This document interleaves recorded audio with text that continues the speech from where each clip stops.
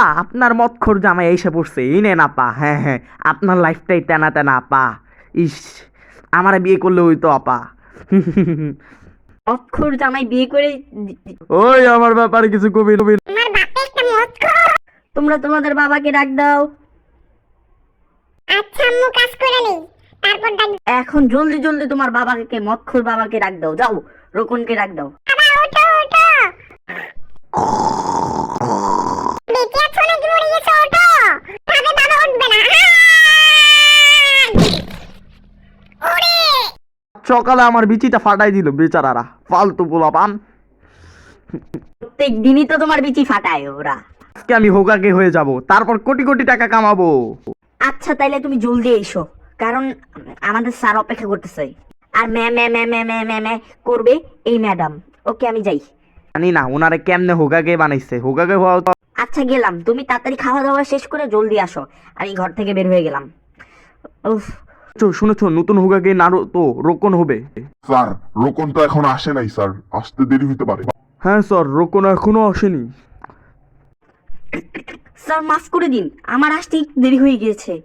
Sir please sir মাফ করে। রোকন কই? রোকনকে নিয়ে আসো। একটা ফালতু মদখোর রে হোগাকে বানাই দিতেছেন আপনারা। স্যার আমি গেলাম, কোনো মারামারি না। এটা আমার, এটা আমার, এটা আমার, এটা আমার।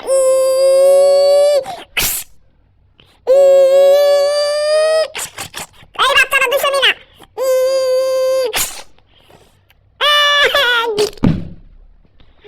আব্বু এটা আমার দোষ নাই। আরে বাচ্চা না। জানোয়ার, তোকে মেরে ফেলবো আমি। জানোয়ার, প্লিজ আমার মেরো না আপু, আমাকে মাফ করে দাও। জানোয়ারদেরকে শেষ করে দিব আমি। না মেরো না, মেরো না, মেরো না, না please please please. O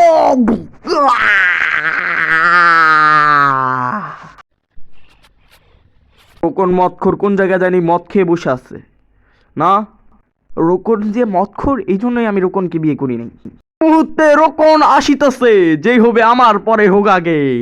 রোকনকে vote দিয়ে সবাই হোগাগে বানালেন, আমাকে বাদে। এখন আসতেছে রোকন। রোকন আসো মদখোর, রোকন। রোকন রোকন, ধন্যবাদ ধন্যবাদ ধন্যবাদ। রোকন হোগাগে হোগাগে। মদখোর মদখোর মদখোর কয় কেন শালারা? এই, তোমার কি হইছে? আবার তোমার বিচি বড় বড় পোলা মানে মারছে নাকি? হ্যাঁ পোলা মানে মারছে। এখনো সুযোগ আছে, বের হয়ে যা, নাইলে তুই মরবি। বের হয়ে যা, কই আছিস তুই? আমি বংশটার নাম।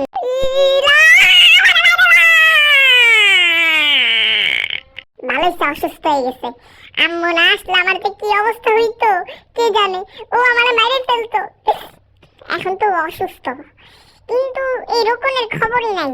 রোকন আসলে এটা ফালতু। আমার মেয়ে কি হইছে? কিছু না, আমার মারতে যায় ভূত দেখছিল, তারপরে পড়ে গেছে। সমস্যা নাই, নেক্সটে যাতে ও কোনোভাবে ব্যথা না পায়। তুমি ওর বড় ভাই, তোমার ওকে দেখে শুনে রাখতে হবে, বুঝলা? রোকন যে এত জ্ঞান দেয়, আসলে রোকন কিছুই না। লেবু কাটো, মশলা কাটো। কি আমি কাটবো? তুই কাট। তুই কাটবি না কে কাটবে?